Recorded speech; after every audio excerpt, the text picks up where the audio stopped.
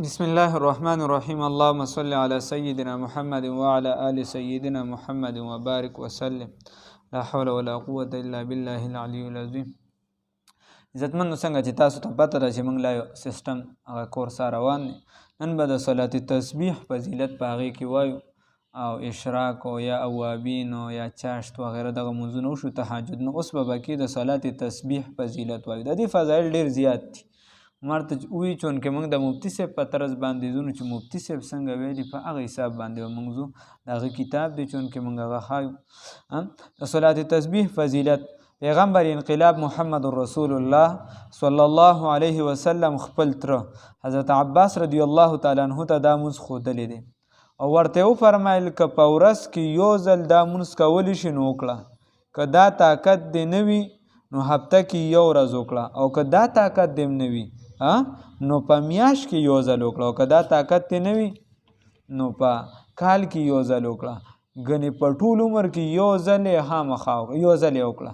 د دې فضیلت کې پیغمبر انقلاب صلی الله علیه وسلم فرمایلی دي که ستاسو ګناه د عالج د شګو برابر وي، که ستاسو ګناه د عالج د شګو برابر نو هم به الله معاف کړي، الله ورته دا ګناهونه معاف کړي. عالج د یو ځای نوم دی چې په هغې کې ډېرې زیاتې شګې دي، ریګستان د شګې پکې ډېرې دي. مطلب دا دی دا چې که ګناهونه ډېر زیات وي، مطلب دا دی که ګناهونه ډېر زیات وي نو د صلات تسبیح په برکت به یې د الله پاک وبهي، الله به وبهي، الله به درته ګناهونه معاف کړي، الله به درته لار اسانه کړي. نورې بله فضایل دي لکه زمونږ او ستاسو د خوږ امام اعظم ابو حنیفه رحمه الله یو شاګرد خاص او د امام بخاری رحمه الله استاد عبدالله ابن مبارک رحمه الله فرمایي وی هغه به روزانه د ماسپښین د بانګ نه پس صلات تسبیح کولو، هغه به روزانه کول. عبدالعزیز ابن ابي رواد رحمه الله فرمایي چې کم بنده جنت ته تلل غواړي نو هغه د صلات تسبیح کوي، هغه د صلات تسبیح کوي چې څوک جنت ته تلل غواړي. یقینا موږ ټول غواړو الله یې را نصیب کړي. او ابو عثمان رحمه الله یو بل بزرگ دی، هغه فرمای چې د مصیبتونو او غمونو نه نجات غواړي نو صلات تسبیح کوه.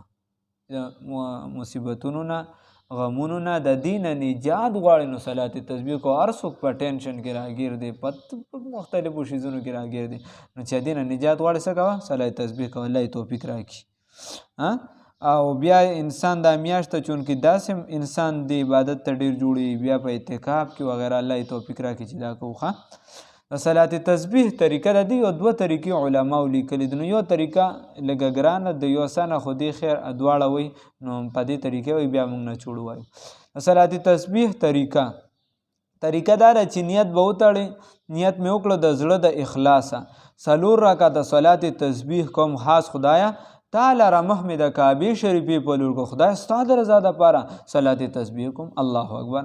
نور د عام منځونو په شان نفل دي، خو البته سبحان الله والحمد لله ولا اله الا الله والله اکبر ولا حول ولا قوة الا بالله العلی العظیم په 4 رکعاته کې 300 کرته ویل دي. په 4 رکعاته کې به څو پیرې وي؟ 300 پیرې به دا وي. دا په څو کې؟ په 4 رکعاته کې ویل دي. یاد ساته ښه، په 4 رکعاته کې 300 پیرې ویل دي. دې کې دوه طریقې دي. یوه طریقه دا ده چې نیت به وتړې سبحانک اللهم ولا اله غیرک پورې، اعوذ بالله، بسم الله، الحمد، ورپسې بیا یو صورت نور ها ګورئ. یوه طریقه دا ده چې نیت به وتړې سبحانک اللهم به ووایې، لا اله غیرک پورې، اعوذ بالله، بسم الله به ووایې، الحمد به ووایې، بیا به صورت ووایې. نو هغې پسې به 15 پیرې سبحان الله والحمد لله ولا اله الا الله والله اکبر ولا حول ولا قوة الا بالله العلی العظیم ووایې. څو پیرې؟ 15 پیرې. بیا به رکوع ته ښکته شي. رکوع کې به بیا چې سبحان ربی العظیم ووایې، د هغې نه پس به څو پیرې ووایې؟ بیا به د هغې نه پس 10 پیرې ووایې. بیا به چې کله د هغې نه راپاسې سمع الله لمن حمده ربنا ولک الحمد ووایې، هغې پسې به څو پیرې ووایې؟ هغې پسې به 10 پیرې ووایې. بیا به لومبۍ سجده کې 10 پیرې ووایې. بیا به لومبنۍ سجده کې 10 پیرې ووایې دا تسبیحات. او بیا د سجدې نه چې راپاسې دغه منځ کې به ووایې، او بیا چې سجدې ته ښکته شي بیا به په هغې کې ووایې. او بیا د سجدې نه پس چې کښېنې نو بیا د سجدې نه پس چې ته کله کښېنې د ودرېدو نه مخکې او درېدو نه مخکې نو بیا به ووایې 10 پیرې به وي دا 75 ځله شو 15 پیرې. بیا په دویم رکعت دغه شان په دویم رکعت به هم دغه شان وکړئ. په دویم رکعت کې د الحمد او د صورت نه وروستو 15 ځله رکوع کې 10 ځله د رکوع نه پس 10 ځله بله سجده کې 10 ځله د دواړو سجدو په منځ کې 10 ځله د دویمې سجدې نه پس 10 ځله 10 ځله دویمې سجدې نه پس. نو هر رکعت کې 75 دا یوه طریقه شو 75 بس یو رکعت کې راځي. نو دا خو یوه طریقه یو بل اسانه طریقه ده. دویمه طریقه د عبدالله ابن مبارک رحمه الله د امام ابو حنیفه رحمه الله شاګرد دی خو د امام بخاري استاد دی.